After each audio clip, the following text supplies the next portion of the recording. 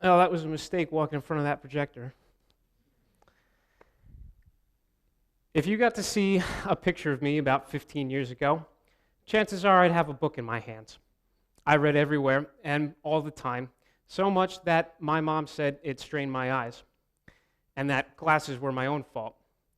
I think that was just her trying to justify making a 12-year-old pay for contacts, though. Yeah, I just listened to a podcast from the Ricky Gervais show where one of the co-hosts, Carl Pilkington, remembered a time he'd nearly fallen off a cliff because he was walking through a field reading a book. It's a pretty credible story, but sadly it's something I can identify with. As I look back, for me, I realized that reading was an incredibly important part of a journey, one that helped shape my own goals and highlight my own aptitudes. And everything that I read, from Calvin and Hobbes to Sherlock Holmes, from Jules Verne all the way to Stephen Hawking, and everything in between, was all part of a gradual evolution in my consciousness, one that eventually led me to NJIT. Now, it's funny, but when I look at students in my generation and in my brother's, who is only 7, I see something that I was never exposed to, which is a lack of reading today. Now, other journeys through literature don't have to reflect my own, and they'll lead to different paths. But I think it needs to be highlighted how important that reading is in leading us to careers and callings and lives of fulfillment. And I see an alarming lack of that reading going on in America today. Since I started reading back in the 90s, Borders went out of business. Barnes & Noble's almost followed suit. And the growth in ebooks hasn't nearly begun to compensate for the general lack of book sales in the US. Now, I'm no expert, but from personal experience, I see an alarming trend that's evolving as a consequence of this lack of reading. And it's that we're losing the ability to have conversations. And I mean that in 3 ways.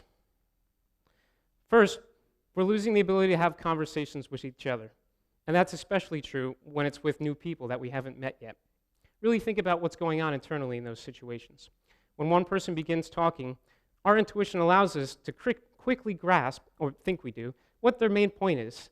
And within seconds, we've already started to form our own response. Oftentimes, we spend the remainder of their time speaking, carefully crafting our own response for maximum impact. For all intents and purposes, missing out on much of what they reveal in the time. Now, is that really a conversation? A dialogue where both parties do their best to put each other in the other person's shoes? I think that's an important question, because if we can't have significant conversations with each other, how can we begin to do so with more abstract concepts like the environment and with government and with other cultures? I think this second kind of conversation, one with the environment, is an important part of being a citizen on planet Earth that we seem to have forgotten. We're not participating in the dialogue of our daily lives. We don't see ourselves as connected to the complex social and ecological systems that sustain our lifestyles. Even worse, we're completely disconnected with the harmful effects that our consumption has on the economy. We have no idea how much of our stuff is produced or comes to rest in our hands. Third, I think we're losing the ability to have conversations with ourselves. Throughout evolution, an important part of individual and social growth has been to have the time to sit and reflect on the past and also to think deeply and critically about the future. The instantaneousness of our culture has us always on our toes. We're constantly distracted, constantly updating and maintaining our digital identities for our friends and our followers to interact with online. We don't often take the time for introspection. And I think reflection, connecting to nature, meditation, just generally relaxing is really incredibly important in understanding who we really are and knowing what motivates us. Otherwise, how would we even begin to know what really would constitute living life to the fullest of our abilities? Now, I think this lack of conversation is having some pretty dramatic impacts on America today. We're stressed out, we're strung out, and by international standards, we're remarkably unhealthy. We can't pronounce half the ingredients in the foods that we buy. School lunch programs were atrocious, and that was even before our political leaders decided that pizza was a vegetable. We endlessly consume, placing more value on our status as a consumer, whether it's old, outdated products or green products. More value on our status as a consumer than on our value as citizens and on our contributions to society. That's dramatically shaping our economic and public policy. There's not a real dialogue today, and as a result, politicians don't really listen to the people they claim to represent. Equally as responsible, we don't often take the time to actually talk to our leaders. And this leads to a nation with a lack of purpose, where we don't see our own significance in actually shaping public policy. Now, as a student who's about to graduate, looking at the job market, and seeing a lot of friends and family sitting on college degrees with no jobs or underemployed, I'm beginning to question my role as a student and on the purpose of education. I think education has a responsibility that's more than just graduating technicians. It has a responsibility to revolutionize the way that students perceive their significance on the entire planet Earth. Students and educators need to sit and collectively reshape the way we think about education. It's too fragmented today, and a traditional degree doesn't encourage students to think in whole systems, to ask big questions. We get a small slice of expertise from our college degrees with little sense of how it should be applied in the grand scheme of things, instead relying on our institutional directors and upper-level management to do that for us. I don't think that's working incredibly well. Our generation today is poised, like you just heard in that video, to have some of the most dramatic impacts around the world, for good or for bad. iPhones and Androids allow us to record HD video and then instantly share it with someone on the other side of the globe. Now, that's an amazing capability, and it's bound to revolutionize the way we communicate. But most often, it comes with a damning sense of entitlement and expectation that we need to learn to move past. We need to start seeing ourselves as full-spectrum students and fit ourselves into the complex systems that support the way we live. Drawing together the insights of David Orr and Stuart Brand, I began the concept of the New Earth Archive to take some of the following things into account in what I thought would encompass the education for a whole Earth citizen. First would be a basic understanding of ecology and economics, of materials and energy flow through ecosystems, and the utter fallacy that we can ever look at the two from separate viewpoints. A basic understanding of the principles of thermodynamics and their physical and psychological implications, that nothing, neither matter nor energy, is created from nothing, and that nothing in this world worth having comes free. Sociology and behavior are also incredibly important because we all have inherent flaws in how we view our own decision-making abilities, and we need to seek to identify them. This leads to a vital discussion in ethics and morality and even spirituality. From where do our guiding moral principles come from? It's far too easy and dangerous to place those principles solely in the hands of higher authority, public policy, or social norms. Science, cosmology, and physics have the wondrous effect of letting us view the planet in the perspective of the vastness of the universe. And it gives us both a sense of great significance and simultaneously humbling insignificance. This leads to a discussion in appropriate technology, since we're all poised to have global impacts with everything we do. Why should or should we not use things like smartphones, nuclear energy, brain chips, and prosthetic hearts? How will they impact us and our definition of human nature? Last, I think it's vitally important to encourage students to constantly ask questions, because once we stop doing that, we're satisfied, and we won't be able to see social change. Now, this is the framework with which I began to design the New Earth Archive, along with my personal feelings towards reading. There are a great number of books out there that do their best to try and answer these questions, and we need to find a more streamlined way of identifying which ones really have the ability to impact us and change the way we think. We need also to find a way to put this information and view it within its greater global context. And most importantly, we need to start having more conversations. Now, despite the fact that there are so many books out there, apparently many of them aren't getting read.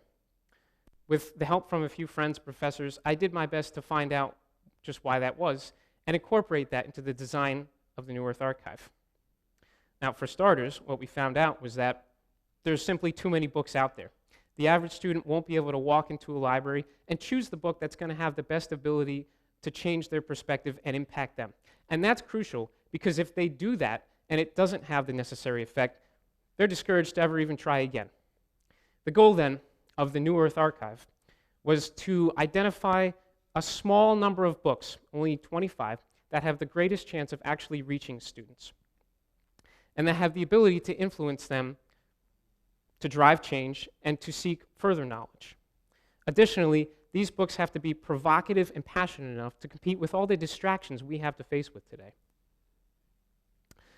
It took 5 months, but from over 150 voters and almost 1,500 individual votes, the first New Earth Archive book list was established. I brought this idea to scientists, environmentalists, authors, journalists, different researchers, professors, and even entrepreneurs, and asked them to help me find the 25 books that would have the best ability at influencing college students to drive change in the world. After this weekend, you'll be able to view all 25 books of the archive on the website that I designed for it, along with the first 75 that made the ballot.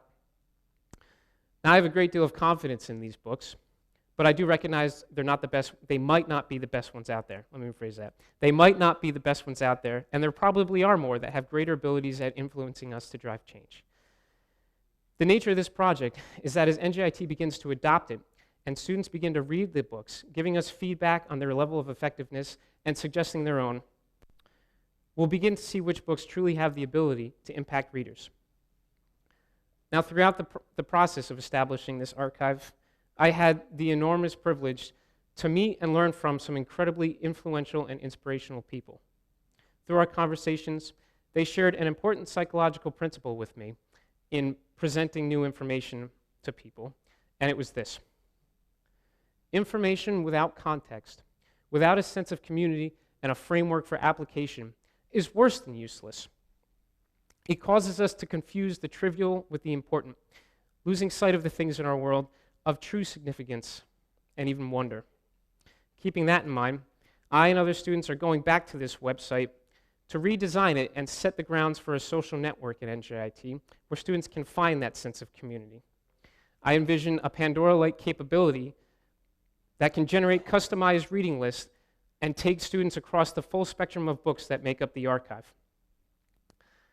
More importantly, students should be able to build their own reading lists that they can share with each other on platforms already existing and ones that I'm sure will spring up.